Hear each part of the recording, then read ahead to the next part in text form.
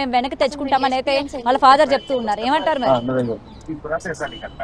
అసలు దానికైతే నేను చెప్తాను, అసలు మేము లెస్బియన్స్ అండి, అమ్మాయి కూడా కాదు, మీరు లెస్బియన్స్, ఓకేనా? అందుకే ఏం చెప్పాలి, ఎవరికి ఏం చెప్పినా నమ్మట్లేదు కదా. అనుకోండి, ఇంకా మీరు అన్ని అనుకోండి, ఎన్ని నిందలైనా భరిస్తున్నాం కదా. పెళ్లి చేసుకోవడం ఇష్టం లేదు నాకు, అందుకే ఏమైనా చేసుకున్నాను, ఓకేనా?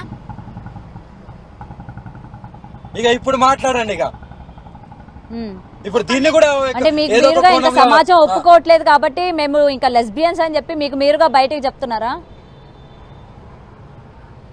ఇంకేం చెయ్యము, ఇంత నిరూపించడం కానీ మేము ప్రేమించుకొని పెళ్లి చేసుకోవడం తప్ప. సరే, ఇప్పుడు ఏదైతే మా చిన్ను అన్నదో అదే అనుకోండి. ఇంకా ఇప్పుడు ఇది కూడా చెప్తున్నాం కదా.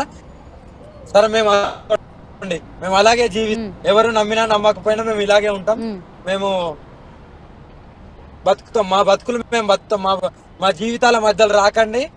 కానీ ఈ రోజు సరే మీరు లెస్బియన్స్ అన్నారు కదా, కానీ ఈ రోజు ఒక అమ్మాయి పెళ్లి చేసుకున్నా సరే చట్టరీత్యా నేరం, అది చట్టంగా కూడా దాన్ని స్వీకరించరు. మరి దీనికి ఏం చెప్తారు? మరి ఈ విధంగా కూడా మిమ్మల్ని తీసుకొచ్చే ప్రయత్నం చేస్తారు కదా వర్షిని. పెళ్లి చేసుకోవడం తప్పే కానీ సహజీవనంగా ఉండొచ్చు. అయితే మేము పెళ్లి చేసుకోవడం తప్పు అంటే అయితే ఇక్కడ నుంచి సహజీవనంగా ఉంటాంలేండి.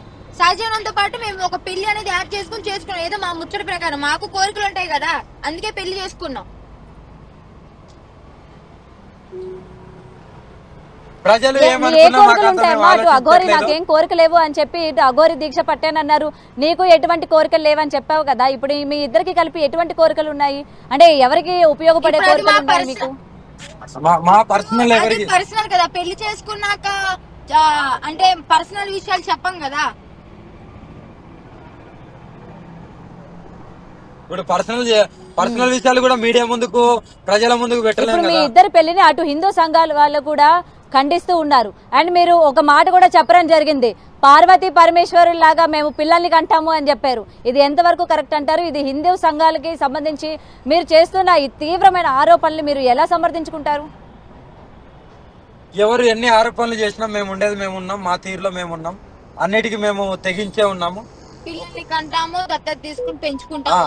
ప్రజలందరికీ మా ఇద్దరిదే భారం అయితే లోకాన్ని కూడా వదిలేసి వెళ్ళడానికి సిద్ధంగా ఉన్నాము. మాదే ఇబ్బంది అయితే చెప్పండి, చచ్చిపోతాం. ఇంకా మీరు లోకాన్ని వదిలి వెళ్లాల్సిన అవసరం ఏముంది? ఈ రోజు ఏంటంటే ఇవాళ ఇన్ని ఆరోపణలు ఎదుర్కోవడానికి కారణం అఘోరి, ముఖ్యంగా మీరే. మొదటి నుంచి మీరు ఏది చెప్పుకొని వచ్చారు, మీరు ఈ రోజు ఎందుకు ఇలాంటి రాంగ్ రూట్ లకు వెళ్లాల్సి వచ్చింది? అందుకనే మిమ్మల్ని సమాజం నమ్మింది కాబట్టి, ఇలాంటి ప్రశ్నలు వేస్తోంది కాబట్టి మీరు ఖచ్చితంగా జవాబిచ్చుకోవాలి. నేనంటుంది ఒకటే, మేము మేజర్స్, మా ఇష్ట ప్రకారం మేము పెళ్లి చేసుకుంటున్నాం, లేదా సహజీవనంగా ఉంటున్నాము. ఇబ్బంది అయితే చెప్పండి, అందరికి చూడటానికి నచ్చలేదు కల్లా వీడియో పెట్టి మేమే భస్మం అయిపోతాం, ఓకేనా? అప్పుడు ప్రజలందరూ ఎవరైతే అందరు అంటున్నారో అందరూ బాగుండండి, మీరే ఒక 2 ప్రాణాలు పోవడానికి మీరే కారణం. మమ్మల్ని విడదీయాలి అని మాత్రం అనుకోకండి. మమ్మల్ని విడదీస్తే మాత్రం మేము చచ్చిపోవడం 2 ప్రాణాలు తీసిన వాళ్ళే అవుతారు. ఇలా చేసుకోకపోతే, ఓకేనా, శివ విష్ణు బ్రహ్మనే కాదు, శ్రీ వర్షినే కాదు, చెప్తున్నాను కదా, ఎంతకైనా తెగించున్నాం. మా జీవితాల మధ్యలో రాకండి, మేము హ్యాపీగా బతుకుతున్నాం, ఓకేనా? ఇంతకంటే ఎక్కువ చెప్పలేం. హర హర మహాదేవ్. ఇప్పుడు ఇంత కఠినమైన నిర్ణయం తీసుకోవాల్సిన అవసరం లేదు. ఎందుకంటే ఇవాళ మీ పైన చాలా వరకు ఆరోపణలు వస్తున్నాయి కాబట్టి దాన్ని మీరు సమర్థించుకోవాలి. మీ దగ్గర ప్రూఫ్స్ ఏమైనా ఉంటే మీరు బయట పెట్టాలి. ఎందుకంటే చాలా మంది జనాలు మీరు దేవతని నమ్ముతున్నారు కదా.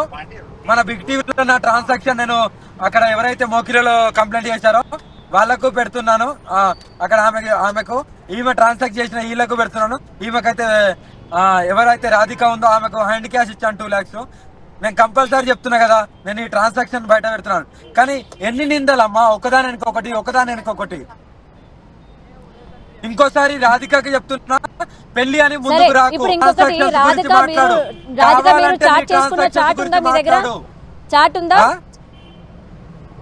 అమ్మా ఏంటమ్మా చాటింగ్ ఉందా? రాధికాది మీది, మీరిద్దరు చాట్ చేసుకున్నవి, చాటింగ్ ఏమైనా ఉందా మీ ఇద్దరికి? ఆమె దగ్గర ఉంటది అమ్మా ట్రాన్స్ఫర్, నా దగ్గర ఆమె దగ్గర చాటింగ్ ఉంటది కదా.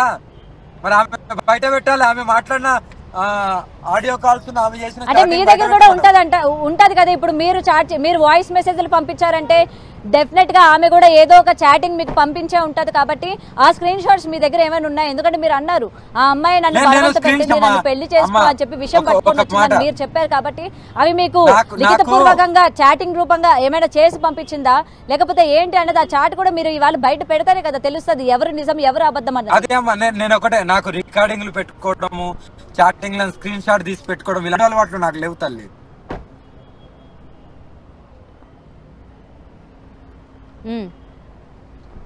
అయితే మీ దగ్గర చాటింగ్ ఏం లేదంటారు? నేను అలా స్క్రీన్ షాట్ లో లేకుంటే ఆడియో రికార్డింగ్ లో నాకు పెట్టుకోవడం నా వల్ల కాదు, నేను పెట్టుకోలేను.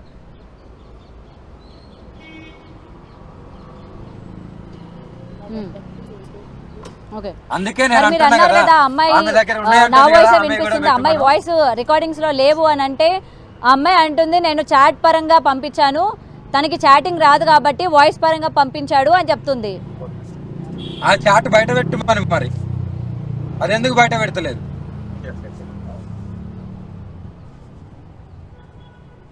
అవి లీగల్ గా పక్క పొంటి నిలబడి ఉన్న ఫోటో పెడుతున్నారు కదా పెళ్లి అయినట్టుగా, నాతోని వందల మంది వేల మంది మగవాళ్ళు ఆడవాళ్ళు దిగుతారు, వాళ్ళందరినీ పెళ్లి చేసుకున్నట్టేనా?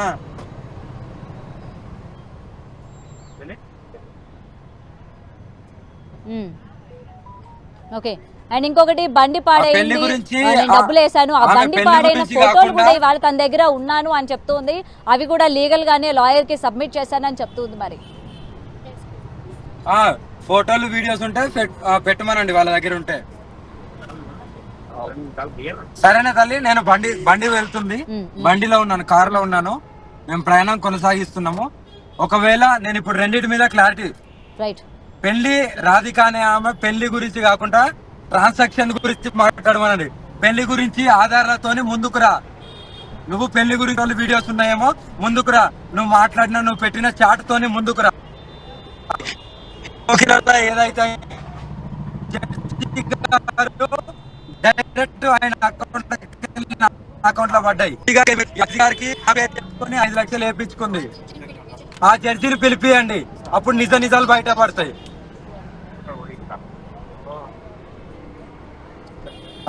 హర హర మహాదేవ్ తల్లి.